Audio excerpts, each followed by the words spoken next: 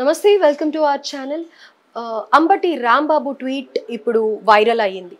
Especially ఏదైతే cine industry వెళ్ళి రేవంత్ రెడ్డి గారిని కలిసిన వెంటనే ఈ ట్వీట్ చేయడం జరిగింది. దీని గురించి మాట్లాడదాం. ప్రస్తుతం సీనియర్ జర్నలిస్ట్ కిరణ్ పోల్దాస్ గారు ఉన్నారు, వారితో డిస్కస్ చేద్దాం. నమస్తే సార్. నమస్తే అండి సార్. సో అంబటి రాంబాబు చేసిన ట్వీట్ని కొంచెం దీనికి ఆపాదిస్తూ ఉన్నారు, ఏమంటారు?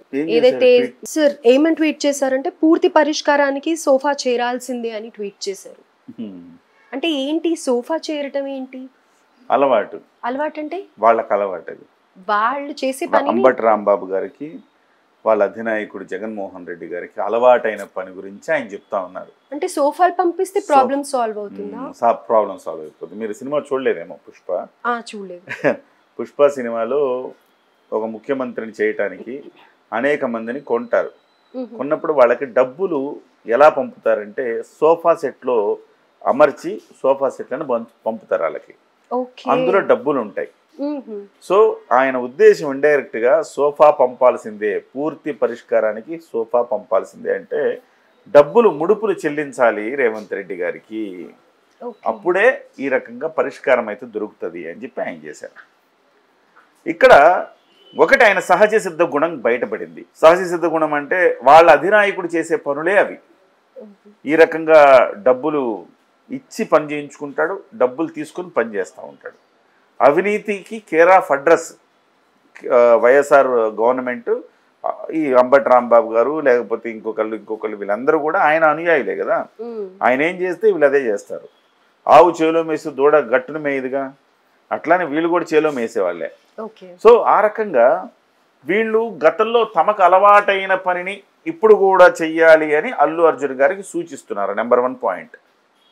నెంబర్ 2 ఏంటంటే రేవంత్ రెడ్డి గారిని లంచాలు తీసుకునే లేకపోతే డబ్బుల కోసం డిమాండ్ చేసే ఒక ముఖ్యమంత్రిగా దీన్ని ఆయన ట్వీట్ని అట్లా అర్థం చేసుకోవచ్చు. రేవంత్ రెడ్డి గారు ముడుపుల కోసమే డబ్బుల కోసమే సీఎం స్థానాన్ని ఆయన వాడుతున్నారు, బ్లాక్ మెయిల్ చేస్తూ సినిమా ఇండస్ట్రీని ఈ రకంగా వ్యవహరిస్తున్నారని తీవ్రమైన ఆరోపణ రేవంత్ రెడ్డి గారి మీద చేసినట్టుగా మనం భావించాలి.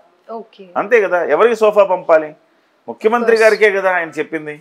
మరి సోఫా పంపాలని ముఖ్యమంత్రి గారికి పంపాలంటే మరి రేవంత్ రెడ్డి గారిని మీరు ఆ రకంగా దూషించినట్టే కదా.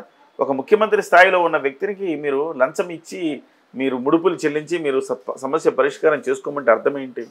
ఇది ఈ రెండు ప్రధానంగా అక్కడ ఎక్కడ ఏ పేరు మెన్షన్ చేయలేదు, సిచ్యువేషన్ మెన్షన్ చేయలేదు, జస్ట్ ఆ 2 లైన్స్ పెట్టారు కదా సార్. తప్పించుకు తిరుగువాడు ధన్యుడు సుమతి అని ఆయన చేసిన ట్వీట్లో దొరకకుండా ఉండేందుకు, టెక్నికల్గా దొరకకుండా ఉండేందుకు పేర్లు మెన్షన్ చేయలేదు. కానీ సమస్య పరిష్కారం కావాలంటే సోఫా పంపాల్సిందే కదా, సోఫా చేరాల్సిందే. సమస్య ఏముంది? సినిమా ఇండస్ట్రీతో రేవంత్ రెడ్డి గారికి సమస్య ఉంది అనేది అందరికి తెలిసిన విషయమే. ఇవాళ ఎందుకు చేశాడు? ఇవాళ అందరూ ఆయన్ని కలిసినప్పుడు ఇంకా సమస్య పరిష్కారం కాల, ఏదైతే ఇంకా ఆయన కొన్ని 4 మొట్టికాయలు వేసి పంపించారు. సో కాబట్టి మీరు డబ్బులు ఇచ్చి సమస్యని సెటిల్ చేసుకోండి అని చెప్పే ఉద్దేశంతో చేశాడు.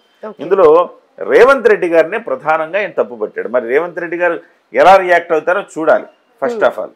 రెండవది ఏంటంటే మొదటి నుంచి అల్లు అర్జున్ని అంబటి రాంబాబు అండ్ కో సమర్థిస్తూ వస్తున్నారు. ఈ రకమైన పరిస్థితికి దిగజారిపోవటానికి ఒక రకంగా కారణం వైఎస్ఆర్ పార్టీలో ఉండే ఈ అంబటి రాంబాబు కావచ్చు, జగన్మోహన్ రెడ్డి గారు కావచ్చు, ఆ శిల్పా రవిచంద్రారెడ్డి కావచ్చు, వీళ్ళే ఈ పరిస్థితి ఇంతలాగా దిగజారిపోవటానికి.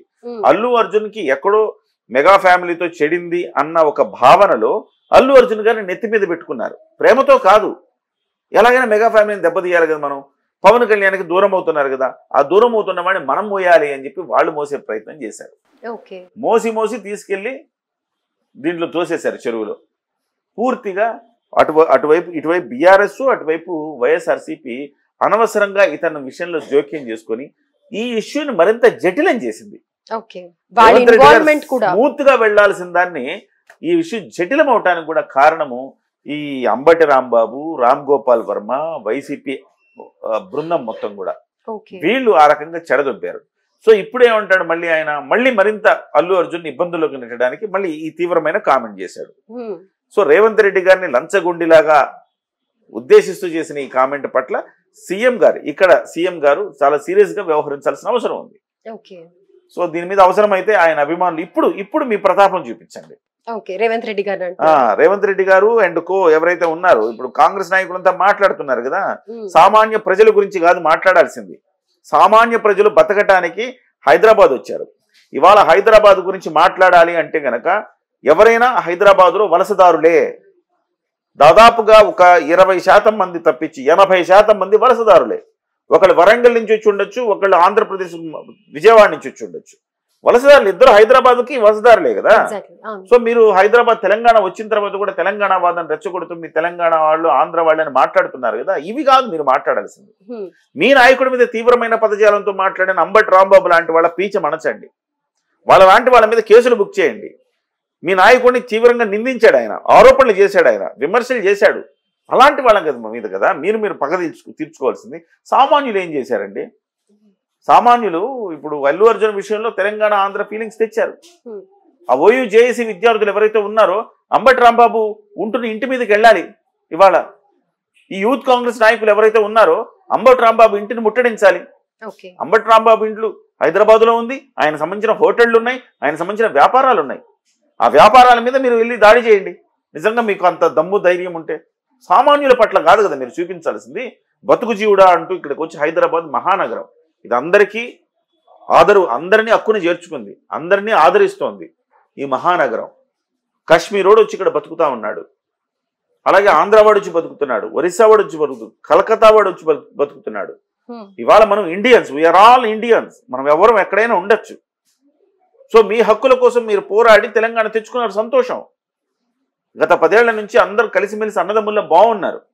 వీళ్ళ మీద కాదు మీరు ప్రతాపం చూపించాల్సింది. ఇలాంటి అంబటి రాంబాబు గారి మీద, వాళ్ళ మీద మీరు ప్రతాపం చూపిస్తే కనుల విందుగా ఆ మజా ఏంటో ఇప్పుడు జనం చూస్తారు. Right sir. సో ఉద్దేశపూర్వకంగానే డైరెక్ట్